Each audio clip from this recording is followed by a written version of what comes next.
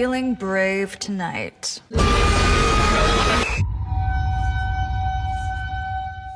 Hello, everyone. Welcome back to another Cosmic Circus review. My name is Vin. With me, as always, is John. Hello. Hey, John. And today we're reviewing Control Freak. Please remember to like, subscribe, and follow. We've restarted our Patreon. Please come follow us on Patreon. Chuck in a buck, help us out a little bit because we love doing this, and we're doing even more. So if you check us out on Patreon, you can find even more. Okay, today we're talking about Control Freak 2025, directed and written by Shal Ngo, cinematography by Scott B. Siracusano, starring Kelly Marie Tran, Miles Robbins, Toan and Kieu, Chinh. Releasing on Hulu March 13th. John, what do you think about this movie? Well, then, what I thought about it is, okay, let me just say, you and I watched The Substance recently. That movie was violent, had excessive body horror, very uncomfortable scenes, did very gratuitous things with the zipper. A lot of stuff in that film was pretty rough, you know, all the way around the edges. And yet, I gotta tell you, I discovered something about myself while watching Control Freak. I never realized that I have a trigger, and that trigger is the scratching of a head. Oh, yes. Oh, my God. Yes. Oh, my gosh. The sound design in this movie, I wrote it as like horror ASMR. Horror ASMR. Then I had to pause it several times because I was like, oh, stop. Stop, please, don't. Yes. The sound design is very powerful in this movie. It is nails on a chalkboard bad. And it's intentional. It's intentional. It's so effective. It's a horror movie. It's very effective, but boy, is it painful. It is a painful thing. So as you may or may not know, the movie involves a woman who's going through things. Kind of appears to be trauma. She has a lot of anxiety. She's trying to unpack a lot of pressure from her family. She's about to go on a world tour as a motivational speaker, but she has all this of her own problems that she still needs to sort through. So she has a lot of pressure, a lot of anxiety, and this kind of manifests as this in her head. And I get itchy even right now talking about it. Yes. And I gotta say, you know, as many films as I watch, for this random Hulu movie to have that kind of effect on me, pretty impressive. I gotta say, it's pretty impressive. I got problems. I do have some issues with it. I do think thematically, I think it's a bit not very original. I think we kind of seen this several times lately. It kind of deals with generational trauma, and I kind of feel like we've seen several movies involving generational trauma over the last few years. And on top of that, thematically, it kind of does a thing that tends to like aggravate me, where it does it towards the end, and I'm not gonna say what, but it kind of spells it out for the audience, like the themes. It like tells people this is what the movie is about. This is what you're supposed to think, and I don't feel like it really had to do that in some places. But it could have allowed the audience to figure it out on their own. I think the creature design in this, there is a creature, I'm not going to explain what it is, it's actually pretty good. Compared to a lot of films, it's very hard whenever you withhold an entity. Sometimes the reveal won't be as good as what you have in your mind. I mean, one of my notes was I compared it a little bit to Smile, and that's one of the things that was kind of make or break in Smile also, right? And it worked. It worked in Smile. Once you see it, it's effective. It actually works. So I think the creature design is very good. There are things that just don't make any sense in some places. I don't think we're going to have time to talk about it because I don't think we need a spoiler for this. But I do think it's good. I don't think it's great, but I think it's good. I didn't love it. I didn't hate it. But I do think it's on the good side, and it's an impressive horror film from Hulu, considering what it is, especially for a non-theatrical release. Definitely agree. Yeah, I think for what it is, it's actually kind of impressive. So yeah. So I want to say real quick, we can do a spoiler section, and we'll just put that extended video on Patreon, and we'll cut it out for YouTube. Okay. So I definitely agree with you. Surprisingly, I really like this. I definitely have problems, even different from your problems. But I thought this was really slick. I thought it looked great. I thought the editing was really good. The sound design with the itching is fantastic. This is a body horror movie. People need to know that. In my notes, I compared it to three movies: Smile, which we talked about; Turning Red, like what you're saying about the generational trauma kind of passing down. You know, Yes. you Yeah. can see, you know what I'm talking about.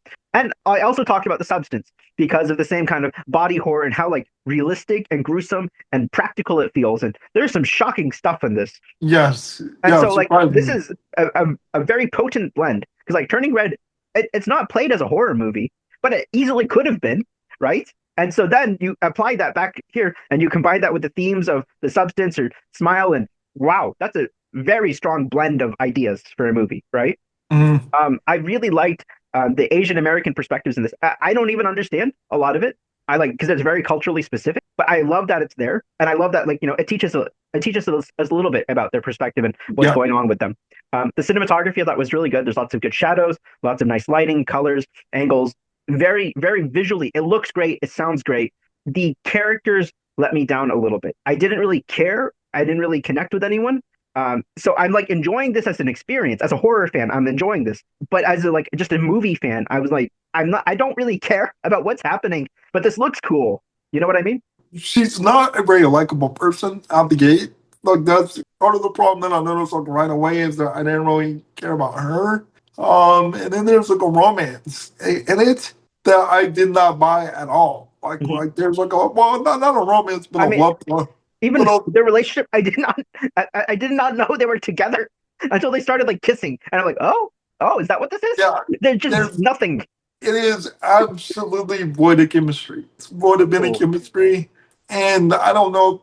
Like I don't know if it's a Kelly Marie Tran problem. She's actually good. She's actually good in the film. mhm.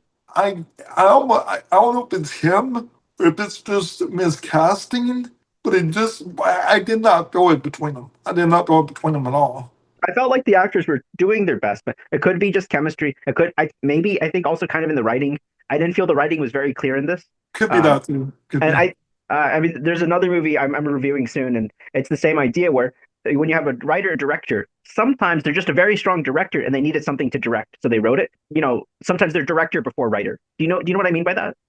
Yeah, vaguely, yeah, yeah. Yeah. Like this is such a strong directorial vehicle, but I felt the writing could have used a little bit of help. You know what I mean? And yeah, well, definitely. Well, and some continuity problems too. There's some things in there like there's one specific plot, and I mean if you want to do that, like Yeah, sure. Say it, I'll cut it. no, I mean you remember that thing you did for what is it Oh, the censor? Okay. yeah the censor. Go Okay. ahead and do the censor for So this. so Like we're gonna go we're for it. gonna censor this on YouTube. For the uncensored version, you can come to our Patreon. There's a part where the rugby baby buggy bumpers, So freaky. and 5 seconds later, it is a full blown. As the movie goes on, I feel it gets more surreal. So I just stopped paying attention to any kind of like nitpicks and details like that. I'm like, I don't quite know what's going on. I'm on this roller coaster. I'm enjoying this roller coaster, but I do not know where this is going or how this is, you know what I mean? I'm not thinking about the physics of the roller coaster. I'm just enjoying. I feel like sometimes that could be an excuse for them to stop doing Yeah. things that are cohesive. You know, like Mhm. I because the movie is mostly grounded in reality. Like compared to Smile 2, which about halfway through that film you don't know where anything is at. Like Yeah. Yeah. you don't know where the beginning or the middle or the end or anything happens with. Yeah. Um, but that was just one part of it where I was like, really, you already got already. That's where you draw the Um, line. Yeah. yeah, and that part, but there's just random things like that Mhm. that just kind of like took me out of it just slightly. Kind of like the romantic subplot I never felt involved in Very strange. either one of them.